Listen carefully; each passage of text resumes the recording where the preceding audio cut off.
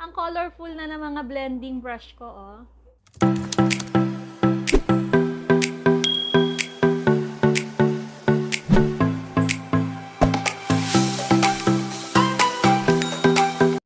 Hi everyone! Welcome back to my YouTube channel. Very excited ako for today's video dahil for the first time ay magagamit ko na itong aking Morphe James Charles eyeshadow palette. So eto siya mga sis, pakita ko sa inyo. O diba? Grabe, ang ganda-ganda niya. Parang ayaw ko na tuloy siyang gamitin kasi nakakatuwa lang siyang tingnan. And gusto ko lang din i-share sa inyo yung usual na ginagawa ko sa mga eyeshadow palette ko. As you can see, itong plastic film na ito, di ba usually nakapatong lang siya dito sa ibabaw. So, ang ginagawa ko, nilalagyan ko ng glue yung palibot niya, and then dinidikit ko siya dito sa cover para hindi siya mawawala since dito nakalagay yung bawat label ng eyeshadow color natin.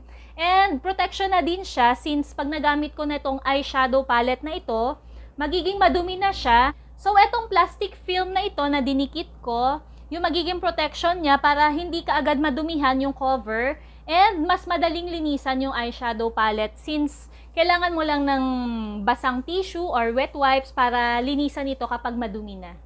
For today's look, ang gagawin ko is a James Charles inspired makeup look. Medyo kinakabahan ako dito kasi if I'm not mistaken, ang tawag sa mga ganitong look is avant-garde. Pero kasi usually, sanay lang ako sa mga natural look and bridal look. Pero I will try my best to recreate this look and sana mapagkasya ko no, lahat ng color dito sa eyelids ko. So, good luck to me and let's start. Lilinisin ko muna yung face ko using this Nivea Micellar Water.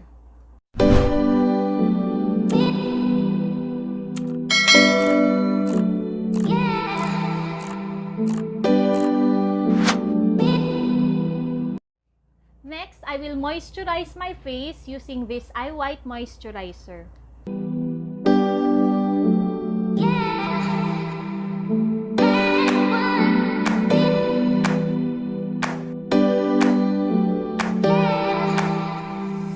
Ngayon naman, maglalagay na ako ng primer using this Quick FX Mattifying Primer.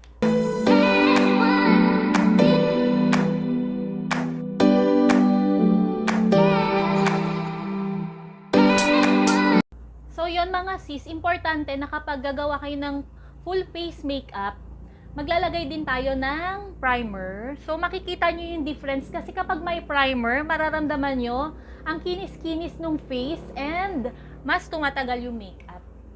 So ayan, tapos ko nang i-prep ang face ko. Pero para sa look na ito, uunahin ko munang gawin yung eyeshadow ko bago ako maglagay ng foundation. So before tayong maglagay ng eyeshadow, kailangan din natin ng eyeshadow primer. Pero hindi available yung eyeshadow primer ko ngayon. So ang gagamitin ko muna is itong LA Girl Pro Matte.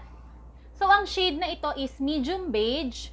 Maganda din siyang gamitin as eyeshadow primer kasi nagseset siya as powdery, so hindi ka mahihirapang i-apply yung eyeshadow mo. Gamit lang ako ng flat brush para i-apply siya sa eyelids ko.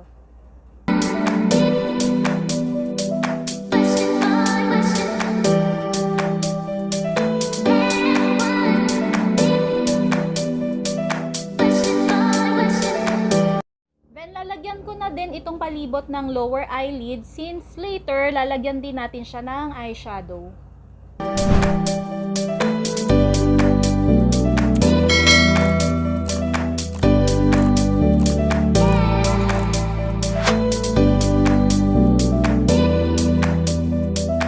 Yung first na color na gagamitin ko is etong B. Ganda ng kulay niya, oh. Pigmented, mga sis.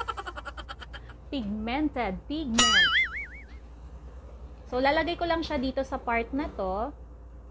Wow, bongga ng color.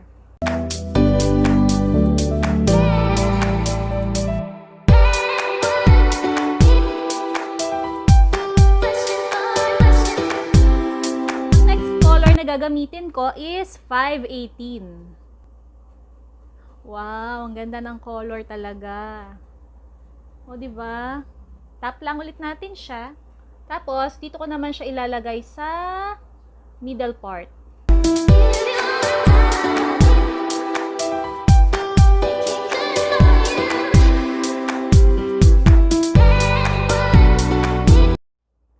After ni 518 is eto namang rusted. Natutuwa talaga ako ang colorful niya.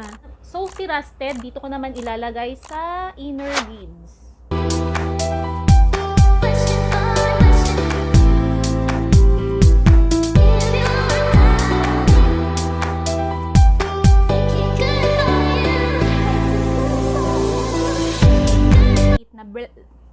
So, para sa next color, gagamit naman ako ng mas maliit na blending brush. And ang next color na gagamitin ko is itong You're Kidding.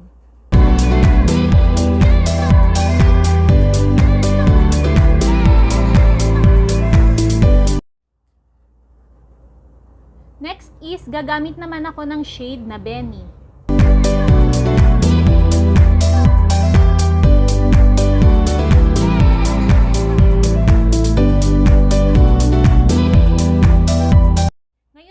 Is gagamit ulit ako nitong LA Girl na foundation and ilalagay ko siya sa crease ko para mag-create ng cut crease effect.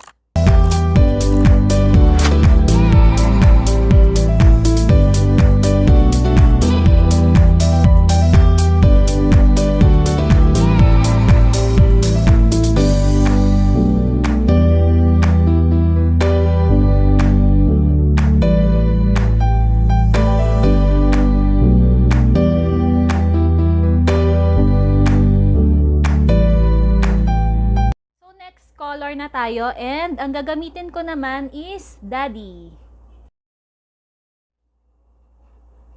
So dito lang natin ilalagay si Daddy sa outer corner.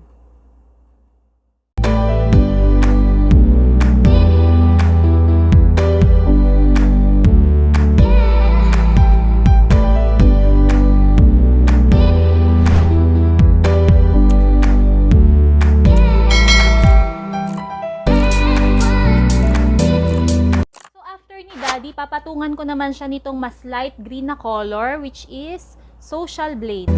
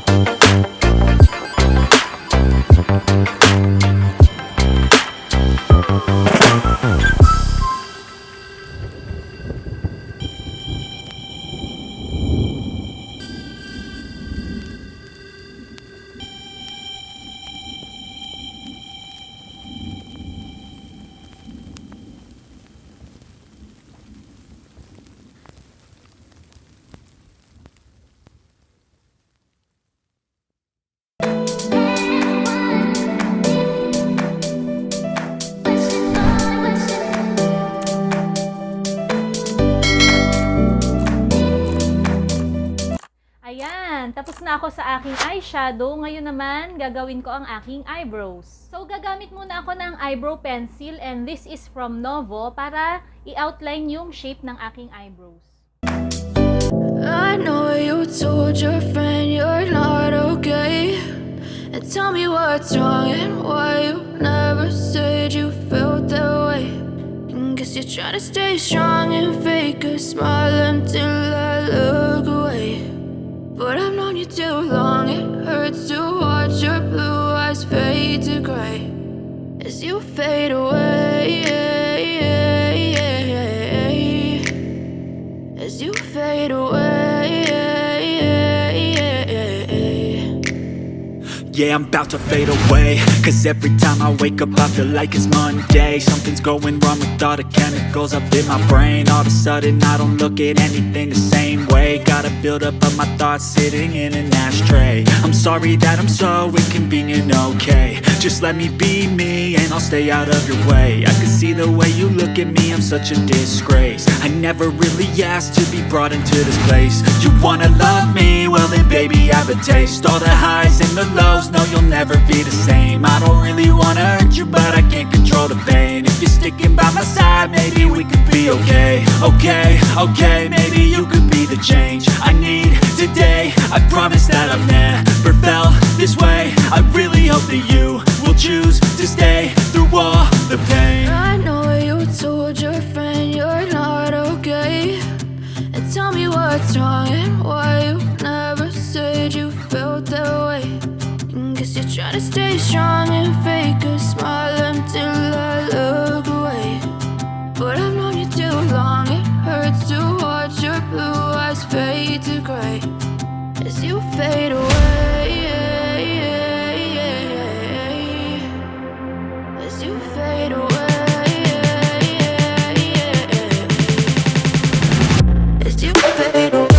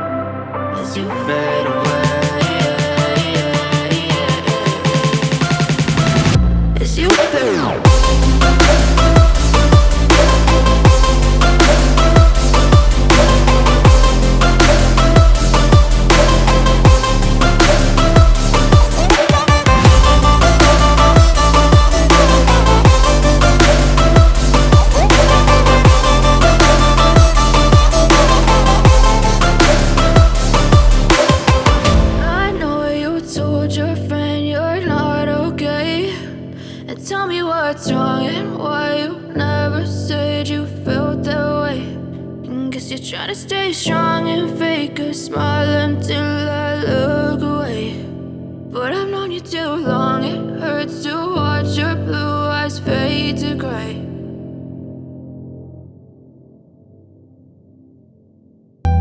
Next is maglalagay na ako ng blush and ang gamit ko is itong Floor Power from MAC.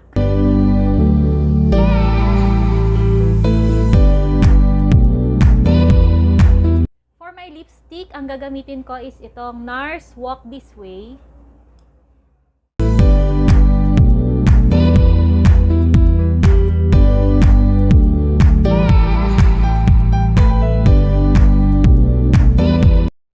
Maglalagay lang ako nitong red color. Imimix ko dito sa dark pink na color para sa ombre effect.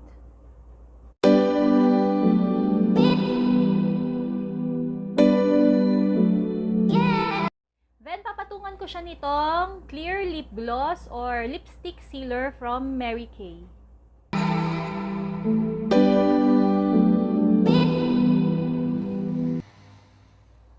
Next is maglalagay na ako ng highlighter and ang gamit ko is Careline in the shade Front Seat.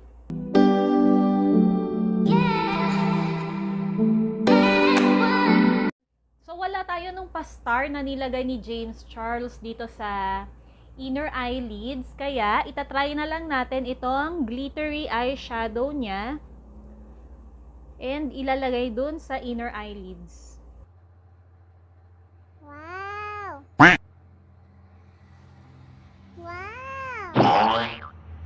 O, di ba bongga? So ngayon, gagamit naman ako ng maliit na brush and babasain ko ulit siya nitong setting spray ko from MAC. And gagawin natin yung pa-effect niya na tuldok-tuldok.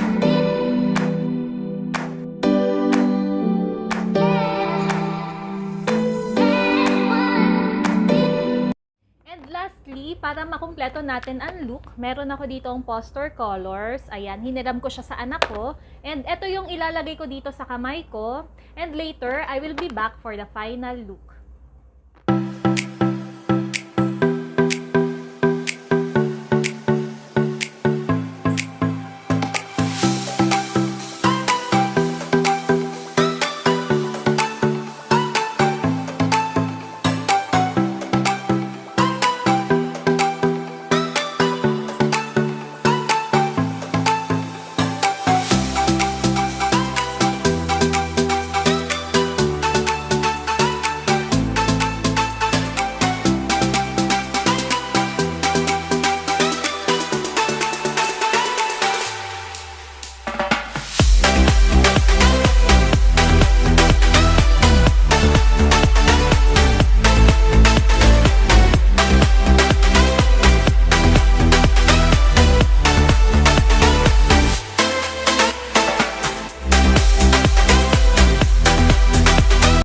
That's it mga sis. Grabe, alam nyo ba? 3 oras ko yata ginagawa itong look na to. Kung meron kayo mga video suggestions or look na gusto nyong gawin ko, please comment down below. And kung bago ka sa channel ko, don't forget to like, subscribe, and hit the notification bell down below for updates on my new upload. Thank you for watching!